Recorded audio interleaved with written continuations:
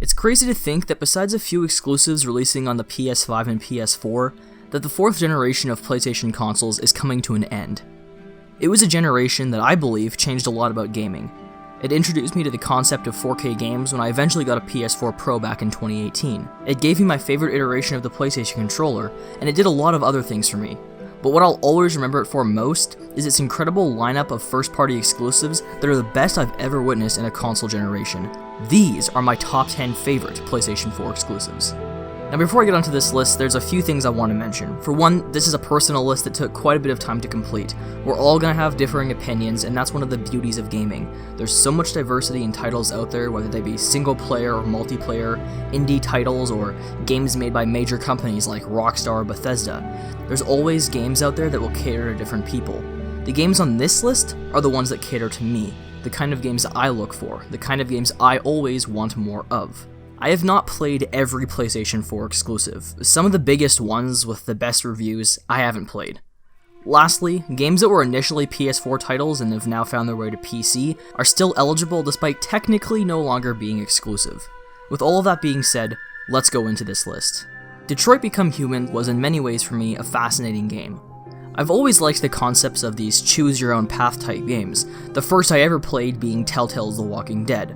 The problem with Telltale's games, however, is that the story still has its preset path, so the same characters will die and you'll end up in the same spot no matter what choices you make along the way. Developer Quantic Dream does the opposite. They gave us a game where all of your decisions will drastically affect your overall experience. You can see this when you finish missions and realize all of the different paths you could have taken along the way. The main plot of Detroit Become Human focuses on 3 separate storylines, all revolving around androids who have recently began to break free of their programming and convey emotions, as well as rebel against their commands. All 3 of the storylines deal with very different premises, all containing memorable and well-developed characters. I personally loved playing as a detective android named Connor, who was investigating a series of murders in which androids killed humans. I really like the dynamic between Connor and Hank, a fellow detective who has a personal grudge towards androids.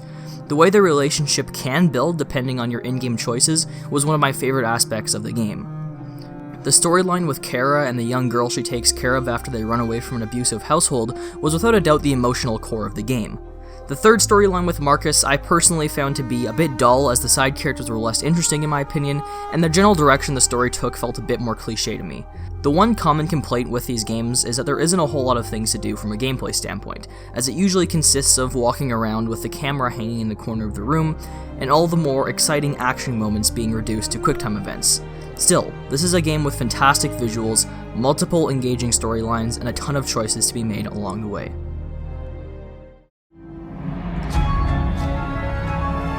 Until Dawn is another multiple-choice game, this time around developed by Supermassive Games.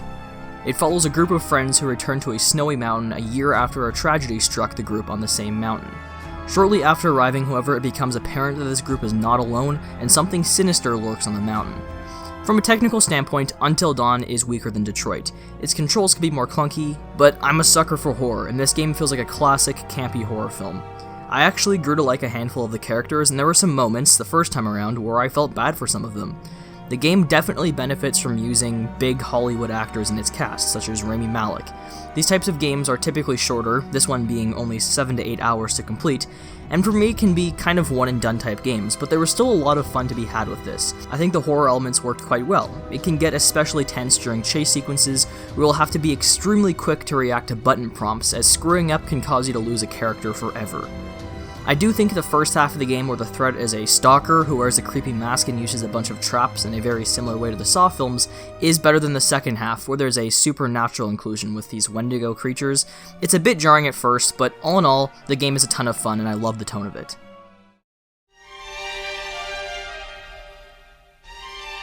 Okay, so this game was technically released first on the PS2, then on the PS3, but I had never played it until the remaster in 2018, plus my video might rules. Shadow of the Colossus is simply put, beautiful. When comparing the original release of the game, which was a lot more washed out looking with its grayer color palette and dirt-covered environments, to now, the difference is night and day. The remaster is filled with vibrant colors that breathe a whole new life into what is now a 15-year-old game. But even besides the heavily updated graphics and colors, there's something enchanting about the experience this game offers. Its open world is barren, devoid of any people, and with only a few scattered animals. The Colossi are these giant beasts roaming free in this forgotten world. Killing them feels like a mistake, as you're removing life from an otherwise empty land. And then there's the soundtrack, which is filled with raw emotion, as the game's angelic instrumental score fills your ears as you scour the open world and search for more of these beasts. When you encounter one, the score changes to this epic sound, with drums and other instruments kicking it up to 100, making it the most exciting thing you can do.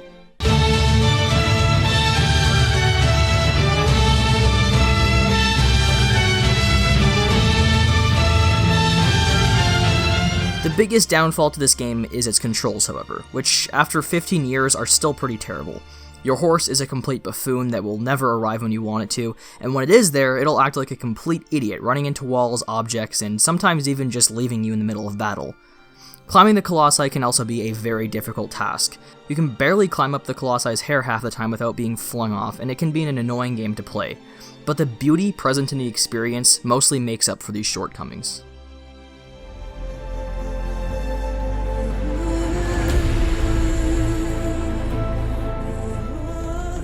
I'll admit, Horizon Zero Dawn was a game that initially didn't hook me. I've never been a fan of these types of open world games in the first place, but as time went on and as I explored more of the land and dug deeper into the story, I found myself being pulled into the experience more and more. Horizon is a game about identity and finding yourself. Aloy is in many ways a similar character to Rey from Star Wars, except this character's arc is satisfying and actually goes somewhere. The game is set in the far future where all human achievements like skyscrapers, cars, planes, and other forms of technology are all gone. Humans have gone back to the Stone Age and resort once again to spears, arrows, and hunting. Meanwhile, the deserts, forests, mountains, and canyons are filled with machines, dangerous robots striking heavy resemblance to various forms of animals from Earth's history. The world we knew is gone, and our lead character Aloy, an outsider, not a part of any specific tribe, yearns to learn her place in the world. The game sets you on a journey where you uncover the mystery of your past and set sail the events of your future. Its open world is rich, filled with visually striking environments, its lead has a lot of depth, the combat is a lot of fun, and there's a good variety of bows and traps you can use. Overall, it's a game I highly recommend. Some people may be a bit surprised with the placing of this on my list, as this title is heavily loved by a lot of people. I thought Ghost of Tsushima was a blast from start to finish. It has one of my favorite combat systems in a game, which was a surprise to me as I initially found it to look clunky, but the difficulty it, as well as how fun it is to slice limbs off of all your foes, made it very rewarding. The central story of the game is on the simpler side. It's a pretty generic protect the island type story, and the main character was often stoic. There were some good twists along the way, and the ending had a really good level of emotion to it, but the strength of this game from a storytelling standpoint was with its side missions called Tales of Tsushima. These introduced us to some of the best characters in the game, and completing their arcs was always something I found to be rewarding, as their personal stories were well developed and well told. The best part of this experience for me overall was the open world, which is the most beautiful I've seen in a game. The various locations looked incredible in this, and I never got bored of exploring the land. The new update coming out this week is adding a multiplayer co-op mode as well as New Game Plus, so I'll be sure to revisit this game sometime soon. Overall, Ghost of Tsushima was a great title from Sucker Punch, and it sent off the 4th generation of PlayStation with one of its best titles. See the sunset,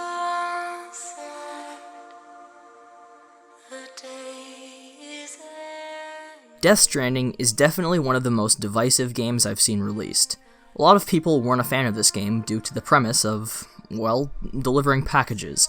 I can understand the initial disinterest many people felt towards this game, but similar to Shadow of the Colossus, it's a game that really felt like art in a way. Its barren lands filled with a lack of civilization was once again strangely beautiful to witness. It's a game that I grew to love due to its story, which is filled with strange concepts that are very much so out there. I mean, the whole unborn baby you carry in some strange yellow liquid container is one of the less odd things present in the game. But what worked so well for me was how emotionally investing I found it to be. Each character you meet in the narrative journey has a story to them that I always felt to be emotionally rich. Everyone is brought to life by the brilliant storytelling of Hideo Kojima and phenomenal performances by their actors, many of which played by big names like Norman Reedus, Mads Mikkelsen, Lea Seydoux, and many more. Things got really emotional towards the end, which is also where the game starts to click and all of the questions I had throughout the game were answered. But that's only half of what people discuss when it comes to Death Stranding. There's also the gameplay, and to be honest, I really didn't mind it that much. It's certainly not the most exciting concept, but if I can be pulled in by the game's story and its setting, then I don't mind playing a game that's very different. To me, the game wasn't just some FedEx walking simulator, it was a game about society and the importance of human connection. All of this is accompanied by a beautiful, vast, and empty terrain. The score is incredible, always kicking in at the perfect moment and drawing you further into the emotionally rich experience.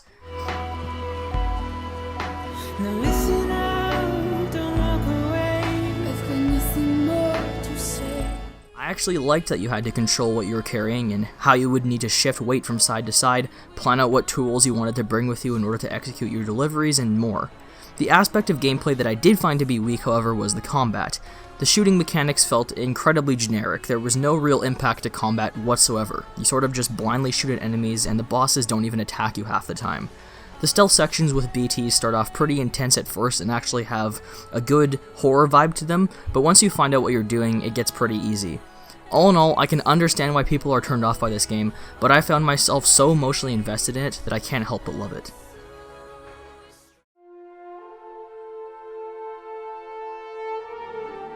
It's been said many times before, but SpiderMan on PS4 is without a doubt the best Spider-Man game we've ever received. It does a fantastic job at introducing us to its own universe for the character, and doesn't waste time being held down by trying to make itself similar to the character in the MCU. It's great to see a Spider-Man game where he's out of high school and in his 20s for once. It allows the character to feel more mature and for them to craft an experience that differs from most other Spider-Man games we've received. I love how the side characters all felt developed in this game. Aunt May, Mary Jane, Miles Morales, Otto Octavius, Norman Osborn, and more all feel like fully realized characters with their own stories, rather than just being present for the sake of comic book accuracy like they are in most games. I love that you can play as Peter and work with Doc, building their relationship. You can visit May at the homeless shelter, etc. It's just nice to see a Spider-Man game given this type of treatment. Otherwise, the web-slinging is the best we've seen before. The combat is entertaining and fast-paced, and the open world, despite having extremely lackluster side missions, looks and feels great. The story, while mostly simple, is told extremely well. I particularly love the first act, which dealt a lot with Peter's personal life, as he took on a mysterious terrorist group known as the Inner Demons. Their tie-in with the corrupt mayor Norman Osborn was a really awesome aspect as well. Spider-Man is not only a fantastic comic book game, but a great game in general, and I can't wait to see what they do with this series in the future.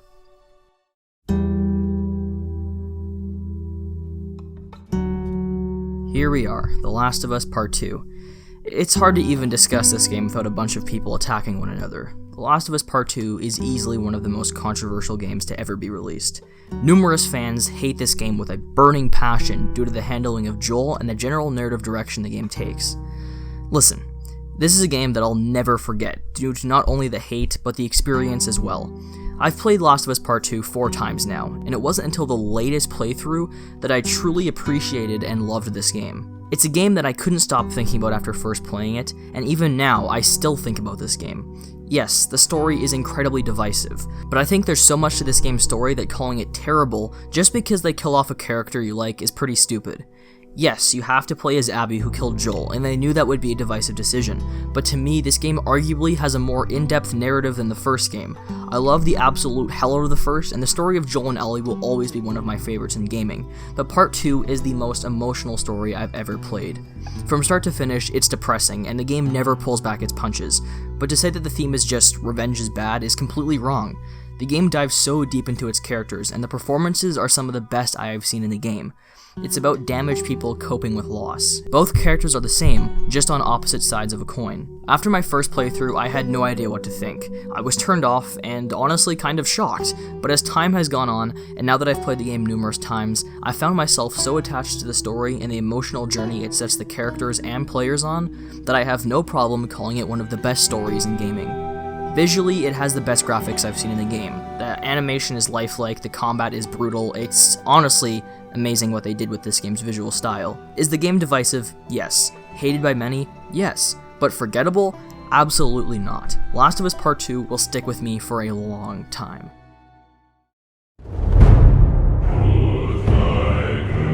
Widely considered by many to be the best PS4 exclusive, God of War is a true masterpiece. The previous installments in the series were fun hack-and-slash games with decent stories of revenge, But the new God of War turned this franchise into something so much more. Kratos quickly became a much more memorable character than ever before, as he is no longer a one-note angry god, but a father who recently lost his wife.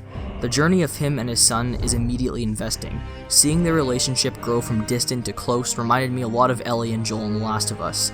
Once again, the performances are fantastic. I'm so glad that they opted for an over-the-shoulder third-person camera angle as opposed to the further away locked one featured in the previous entries. The one-shot take look of the game unconsciously draws you more into what's going on. The writing is phenomenal, the villain Baldur is quite possibly my favorite in gaming, and then there's the combat. I've mentioned it many times before in my videos, but God of War has my favorite combat system in a game. The more upgrades you make to your axe and Blades of Chaos, the more combos you find yourself chaining together, quickly causing the combat to become incredibly satisfying. The feeling of throwing your axe and calling it back never gets old either. The journey you face in this game is such a memorable one, and for that, God of War is one of my favorite exclusives.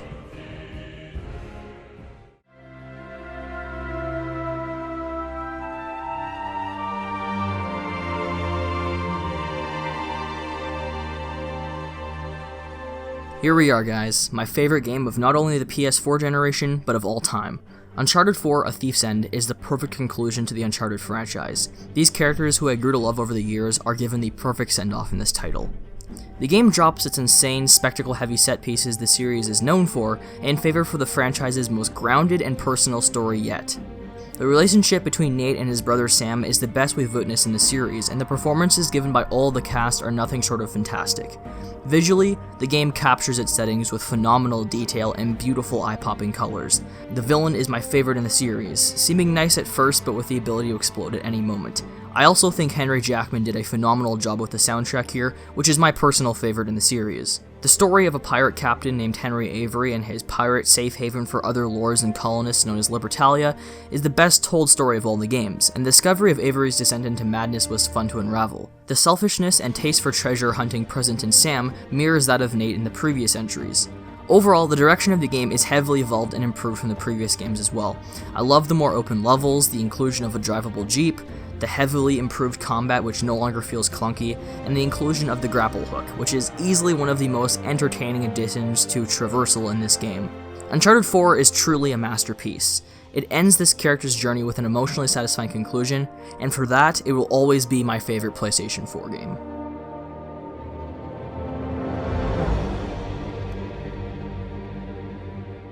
So that's my ranking.